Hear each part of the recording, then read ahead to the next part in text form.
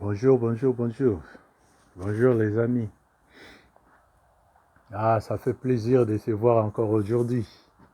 Que le pouvoir des âmes, que le pouvoir christique, que notre Père, Mère éternelle soit avec nous dans cette journée. Merci, ça fait plaisir. Hmm. Ah ouais. En fait, j'allais dire une chose. Aujourd'hui, je suis venu pour parler un peu des différents problèmes de nos sociétés, ce qui se passe, comment je le conçois.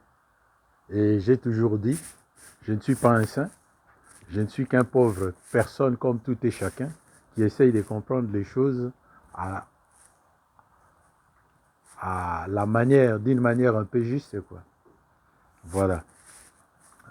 Merci bien. En fait, j'allais parler de ceci. Il y a un moment qu'il y a eu un problème, enfin, il y a eu un juif français qui parlait de l'identité française. Il a développé une idée, soi-disant que dans la case de l'identité française, il y avait deux pistes au niveau de la gorge. Et nous tous, on a rigolé, on a commenté un peu. Mais ce que je trouve un peu bizarre, ces derniers jours, il y a beaucoup de chamboulements en France. Le peuple n'arrive plus à parler. Je commence à me demander si le Messie n'avait pas trop raison. Mais bon, bref. Mais quand même, ça m'a interpellé. Tout le monde connaît bien la population française. C'est la population la plus râleuse du monde. Mais il y a des événements bizarres que tout le monde se voit choqué. Mais ça passe. Bon, on ne sait pas.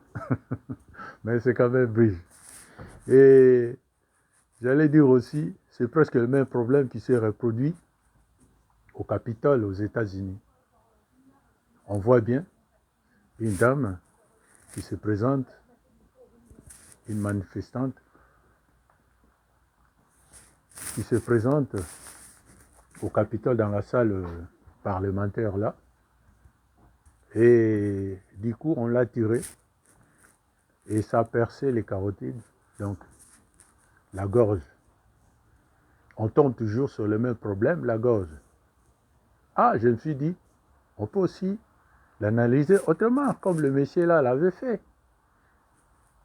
On voit une femme, la femme représente la société, donc la population. Percée dans la gorge c'est le parler. Avec une arme, donc, les armes vont prendre l'ascendance sur la population. Et du coup, on commence à voir des policiers partout. Eh bien, je me pose la question si ce n'est pas un signe pour nous dire que ce peuple-là, ou le monde, aura des problèmes de parler. Bon, bref, ce n'est qu'une façon de voir. Hein. On va voir comment ça va se passer. Ah ouais, c'est comme ça. Bon. Et dernièrement, ici, chez nous, en RDC, il y a eu un pasteur souvent qui dérange. Bon, les pasteurs, tout le monde sait bien comment ils sont. Il a parlé d'un truc qui est l'Église catholique était la porte de l'enfer pour les âmes.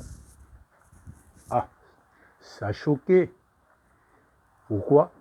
Parce que il y a des âmes qui croient à cette obédience.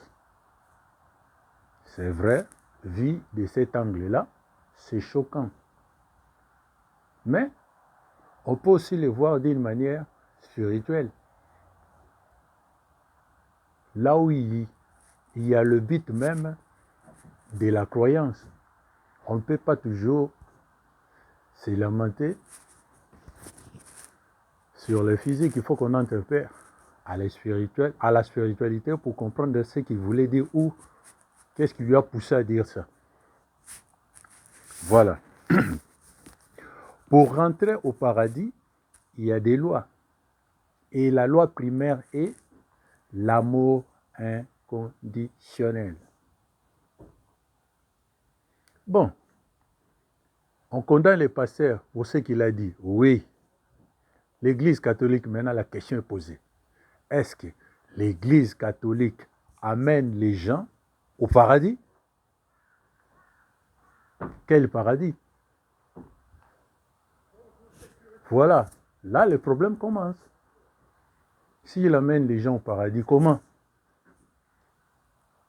Comment? Parce que dans leur pratique, on voit la sorcellerie, on voit la pédophilie, on voit l'homosexualité, on voit la soumission, on voit la tromperie, on voit des guerres. Comment des gens qui pratiquent tous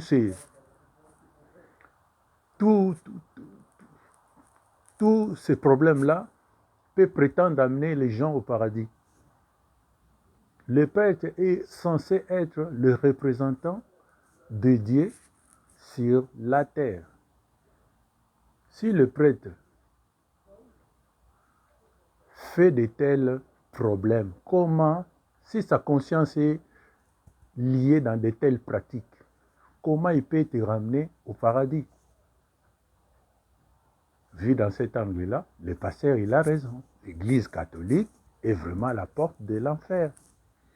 Il ne faut pas se voiler les faces. La vérité est là. Il a dit juste. Bon, ça dépend maintenant comment il a parlé de ça. Je conçois mal une personne qui est dans la pédophilie peut prétendre ramener des âmes au ciel. Non. Non. Non. Et j'ai vu aussi un autre pasteur qui est passé pour dire que non, il ne peut pas juger les gens parce que dans l'Église catholique, il y a eu de bonnes âmes. Et comme exemple, il a donné le nom de Mère Thérèse. Ah, oui, cette dame, c'est vrai, elle a été vraiment d'un amour sans faille. Mais ce que le pasteur n'a pas compris, que cette nonne avait un autre maître. Il avait un guide spirituel indien qui était son maître. Pas les papes, non, non, non, non. Non. Elle était nonne, oui, mais elle avait un maître. Moi, j'ai des films, j'ai des vidéos où elle était avec ce maître-là. Il avait un autre guide spirituel, pas les papes. Et parmi le maître-là, on lui avait posé des questions sur... donc, il y avait un groupe de pasteurs américains qui se sont présentés chez lui aux États-Unis. On lui a posé la question. Nous, on est des pasteurs. On a aussi des âmes qu'on cadre. Comment on va faire aujourd'hui? Parce que toi, tu nous dis, c'est toi les saints, c'est toi les maîtres. Les guides spirituels, là, leur a dit ceci. L'évolution spirituelle est personnelle. Toi, tu viens, tu prends ton initiation, tu pars travailler pour toi. Mais tu restes toujours dans ton obédience pour faire ce que tu as l'habitude de faire. Voilà. C'est comme ça que le maître là, le maître de Mère Teresa leur avait dit. Donc pour vous montrer ou pour vous dire que ce n'est pas parce qu'on est prêtre qu'on est lié dans cette obédience. Non, Mère Teresa avait un guide spirituel indien. Je peux même vous donner les noms. Si vous voulez encore plus, je peux même vous projeter les photos, les vidéos, des histoires comme ça. Voilà. Donc ce n'est pas étonnant. Par contre, ce n'est pas parce qu'on a fait des bonnes œuvres qu'on va rentrer au paradis, non. Non. Beaucoup de prêtres sont bons. Ils aident des âmes. Toute leur vie, ils l'ont passé à aider des âmes. Mais est-ce qu'ils iront au paradis? Non. Ça n'a rien à voir avec la spiritualité. Non. D'ailleurs, vous vous référerez dans ma parole que je vous disais, si Philippe avait demandé à Jésus de lui montrer le chemin du paradis, il n'a pas été bête. Parce qu'il avait compris tout ce qu'il faisait, ça n'avait rien à voir avec le paradis. Non, il faisait des miracles, il aidait des âmes, il faisait tout, mais il savait qu'il y avait un monde supérieur auquel Jésus a donné l'expérience à ses collègues. Voilà. Les paradis n'ont rien à voir avec les services des intéressés ou le vertu de l'homme sur la terre. Non. Non. Aujourd'hui, vu les pratiques de nos prêtres catholiques, ils sont incapables de ramener les âmes au paradis. Là, le pasteur, il a dit juste. D'ailleurs, on a la preuve de l'inconscience qui bat à son plein niveau. On a une dame, la dame de Kabila, là. C'est qui? Olive. La dame organise des guerres. C'est des milliers des âmes qui tombent.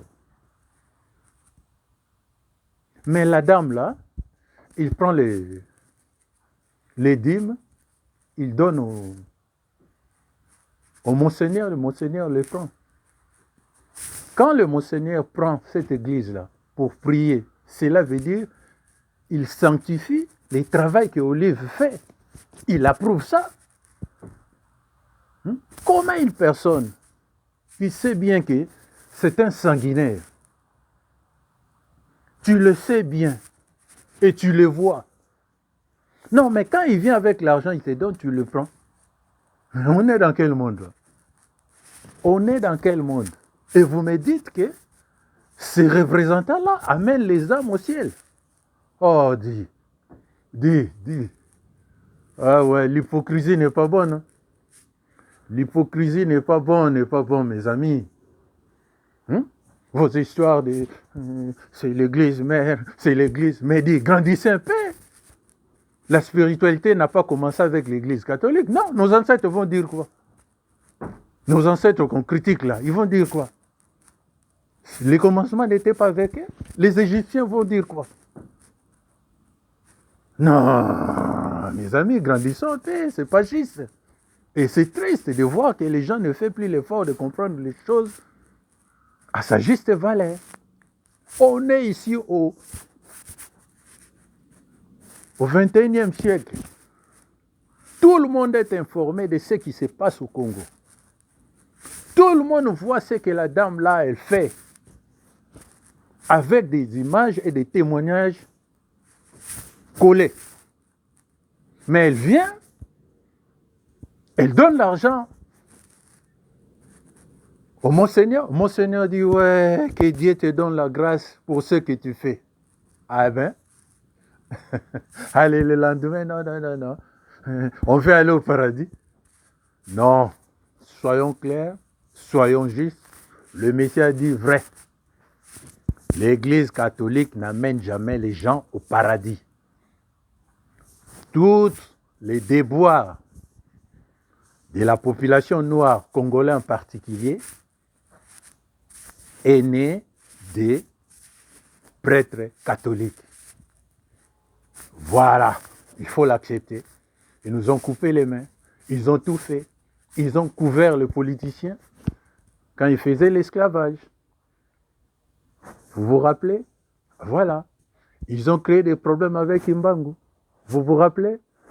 Voilà. Ils ont créé des problèmes avec Kipamvita. Vous vous rappelez? Voilà. Ils ont créé des problèmes avec Tshisekedi. Vous vous rappelez? Mais comment maintenant ils vont ramener les gens au paradis? Donc si vous discutez, c'est par mauvaise foi. Non, le pasteur il a dit vrai. Malgré ce choquant, mais la vérité est la vérité. Bon, voilà quoi. J'ai toujours dit le peuple congolais, c'est un peuple qui a abandonné lui-même. Vous ne me croyez pas. Ah, dernièrement, je viens de voir la dame, la femme qui a eu l'enfant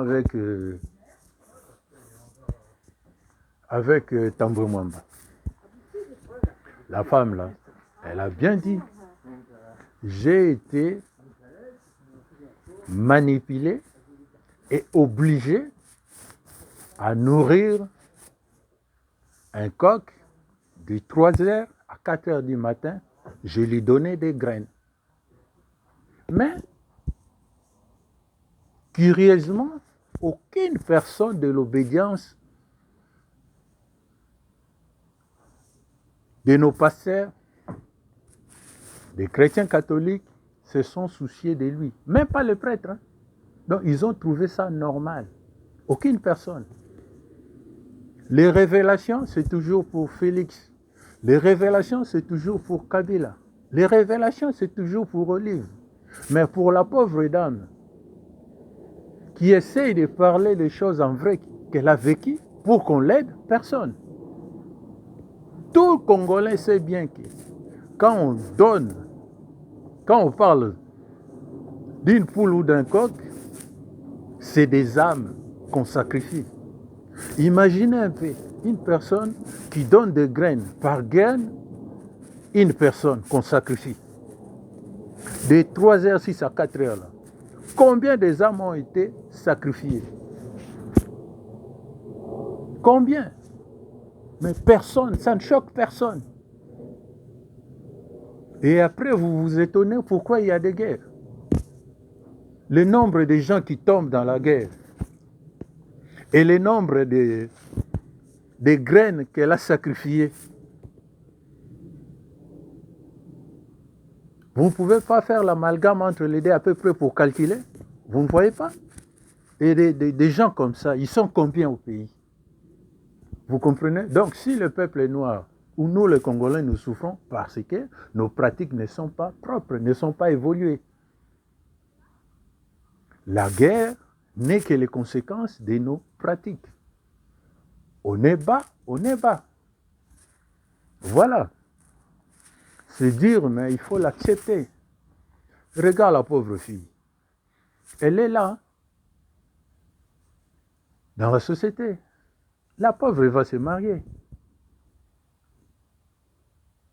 Vous croyez, vous les chrétiens là, vous croyez vraiment que la fille là n'est pas souillée?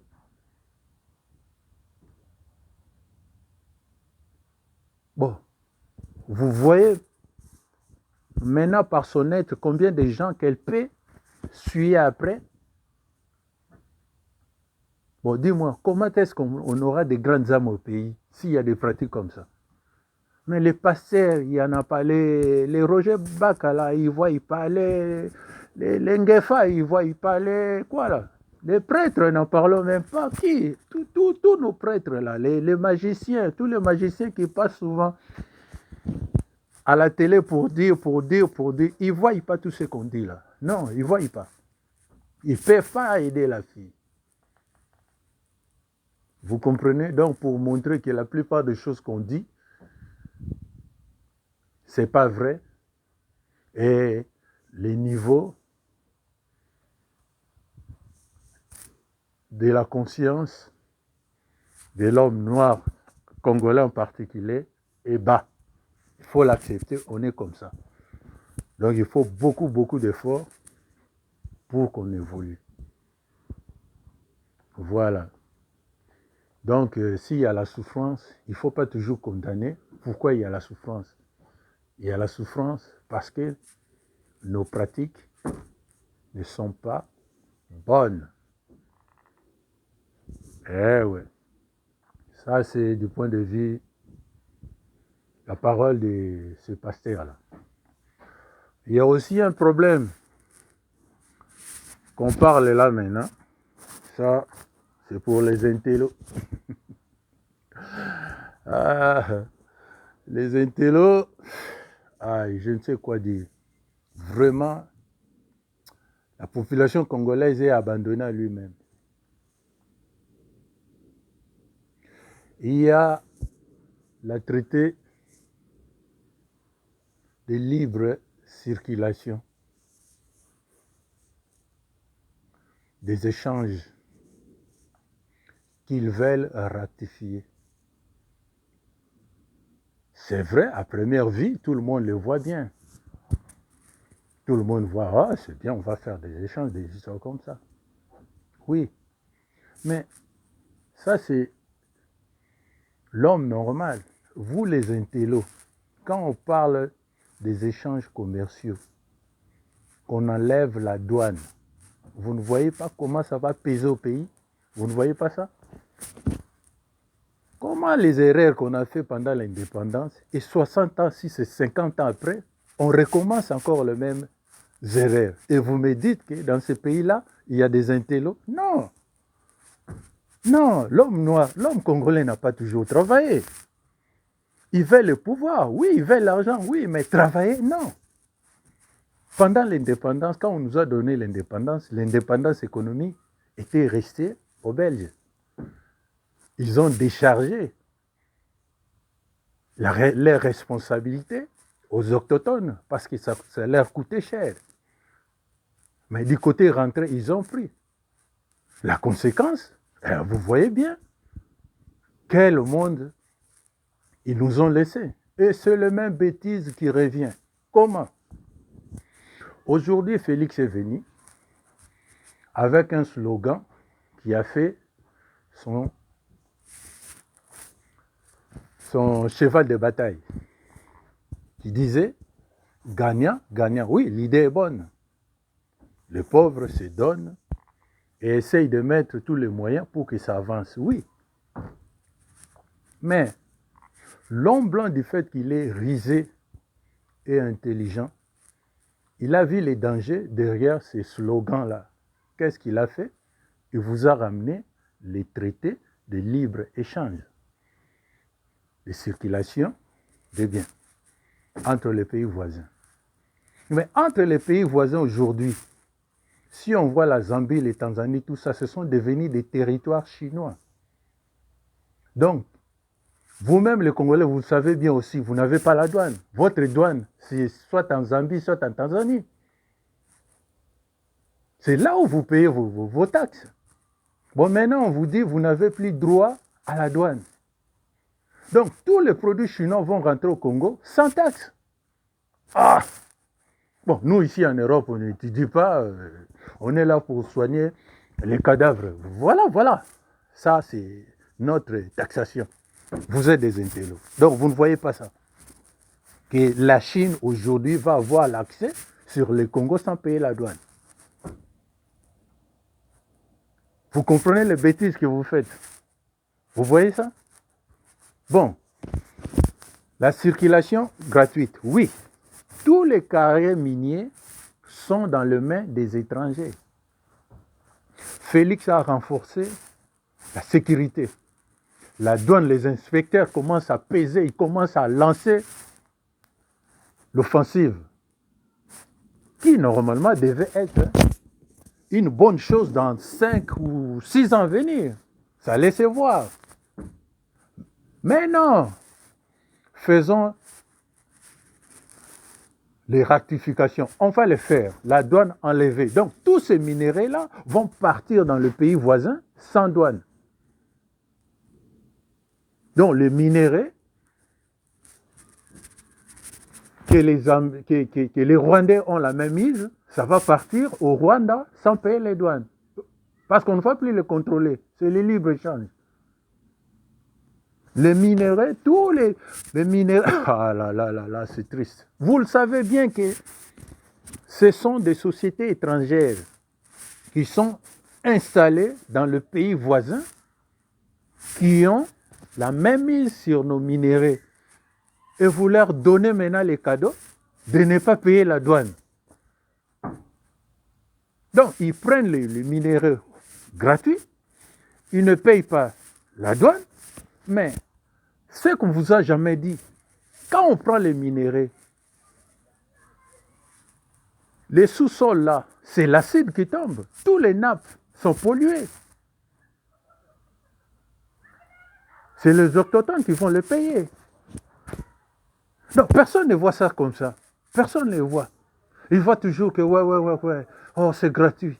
Ouais, ça va aller gratuit. Mais ils ne voient pas comment ils ont sacrifié les pays. Les intellos, vous êtes où? Vous, les gens qui ont beaucoup étudié là. Les professeurs, vous êtes où? L'inconscience de l'homme noir est grave. Vous allez voir que quand ils vont ratifier, il n'y aura plus la guerre. Pourquoi? Parce que vous leur avez donné tout. Vous leur avez donné tout. Bon. Ouais, pour moi, ce que je peux dire, vous pouvez ratifier des histoires comme ça, oui. Mais imposer la participation de l'État dans chaque société étrangère au niveau de 30% ou 40%. Voilà, on peut les compenser comme ça. Vous voulez qu'on rectifie? Oui. Mais dans toutes les sociétés qui viennent pour exploiter les minéraux, on va avoir 40%. On va avoir 40% dans l'air de participation de toutes les sociétés. Là, vous allez voir que ça va changer. Il faut que l'État essaie un peu de se réveiller. Les intellos, là, les économistes, ils sont où? Nos députés essayons un peu de voir les choses autrement. Vous voulez ratifier selon les accords? Oui, d'accord. Mais à une condition, que les sociétés qui s'implantent, qui ont les carrés miniers, on va avoir 40% de participation dans leurs capitaux. Voilà. Là, ça peut compenser. Mais si vous ne faites pas là, c'est le pays qui est soldé à jamais. Ici en Europe, on les voit. Pourquoi l'Angleterre est sortie de l'Union européenne? Vous ne voyez pas l'Italie et l'Espagne, des histoires comme ça, qui menacent de quitter? Parce qu'ils se sont aperçus qu'ils travaillent pour les autres. Ce n'est pas tout le monde qui se retrouve dans le traité de Maastricht. Non. Même la France Hitler. Dans l'Union européenne, il n'y a que 4 pays qui bénéficient. La France, l'Allemagne et les États-Unis. L'Espagne, il a pris un peu de crédit, mais ça commence à peser. Voilà. Donc, les mêmes bêtises qu'ils ont fait ici, c'est les mêmes bêtises que vous recopiez là-bas. Et vous les intellectuels, vous, nos professeurs qui parlent des matin au soir, là, vous ne voyez pas ça? Bon, l'homme noir est petit, il faut qu'on l'accepte. Il ne voit pas de loin. Il est toujours là en train de pleurer et de chercher l'argent pour faire les singes. Bon, la vie est comme ça et c'est comme ça. Mes chers frères, à la prochaine. Mais s'il y avait vraiment un problème que je voulais parler, c'était le problème de notre pasteur. C'est vrai, il a parlé, c'est choquant, oui, mais il faut dépasser ces caps-là. C'est choquant pour les gens qui sont dans l'intellect, dans le mental. D'une manière spirituelle, l'Église catholique n'a pas la capacité de ramener des âmes au paradis. Non. Parce que pour passer jusqu'au paradis, l'essence est l'amour inconditionnel. Tu ne peux pas rentrer au paradis sans l'amour inconditionnel. Et cet amour inconditionnel-là, ça ne s'acquiert pas dans des pratiques de prière, non. C'est l'état de l'âme. Si aujourd'hui on voit, l'exemple est là, ne nous cachons pas, en bon on n'a pas l'amour développé, comment, si lui-même n'a pas développé l'amour, peut te ramener dans le monde de l'amour inconditionnel? La réponse est claire. Il n'y a pas photo. L'Église catholique ne peut pas ramener des âmes au paradis, donc au niveau supérieur au ciel. Non, le pauvre pasteur, il a dit vrai. Mais la question s'est posée, est-ce que le pasteur, il a la capacité de ramener les âmes au paradis? Mais non. Pourquoi? Quelque part, le pasteur est envoûté. Pourquoi? Pourquoi j'ai dit que le pasteur est envoûté? Parce que les pasteurs utilisent les choses déjà utilisées. Ah, là, ça change encore. Qu'est-ce que je veux dire par ça? Quand toi, tout ton fondement est fondé sur le travail de l'autre, du coup, derrière ce travail-là, il y a une intelligence. Si ce sont des catholiques qui ont fait la Bible, et que toi, tu te bases sur la Bible, sur leur concept, leur façon de voir, tu ne peux pas aller plus loin. Voilà. Quand tu pratiques des choses qui ont été essuyées, tu es dans l'envoûtement. C'est pour cela que vous voyez la plupart de nos pasteurs, ils sont dans la magie, des histoires comme ça. Bon, c'est un sujet de réflexion. L'Église catholique, oui, n'a pas la capacité aujourd'hui de ramener les âmes au ciel. Mais est-ce que le pasteur qui vient de le dire, il a la capacité de ramener les âmes au ciel? Non. Pourquoi? Parce qu'il utilise des ustensiles qui ont d'autres égrégores. Les égrégores qui forment les écritures de la Bible, ce sont des égrégores catholiques. Et ces égrégores-là, ils sont noirs. Ils ne sont pas des intelligences qui vont te ramener au ciel. Et les pasteurs et les catholiques, ils sont dans les noirs. Il faut qu'on l'accepte. Merci, merci. Salut.